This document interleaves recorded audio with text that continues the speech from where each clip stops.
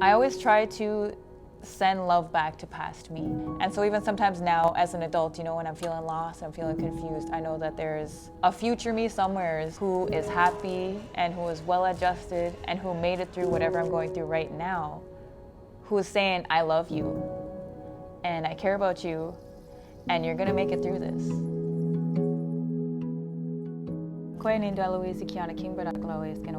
My name is Kyana Kingbird and I am from Escanobridge First Nation. I am a cultural officer with Alumni Foundation and I'm an artist on the side. That includes a myriad of professions: fashion designer, beadwork artist, a dancer, a model, and I think that's about it. Yeah.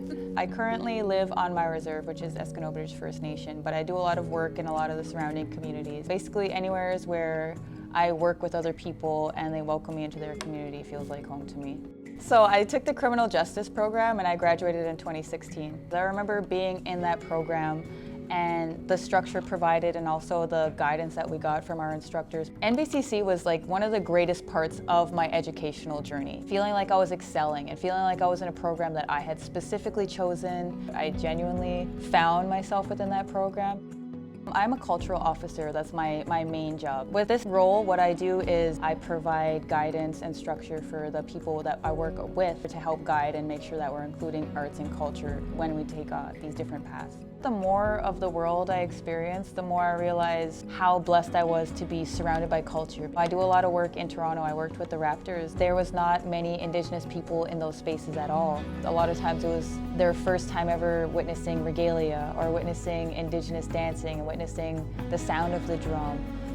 I am an instructor for a youth cohort every Friday. I have a lot of youth that I've taken under my wing. I have to make sure that I'm doing things that I would want to see those young people doing. I don't think you can ever choose to be a role model. I think that that's something that's put upon you by others. The more space I take up as an Indigenous person that carries my teachings and tries to live by it, the more I find that I have to make sure I carry myself in a good way.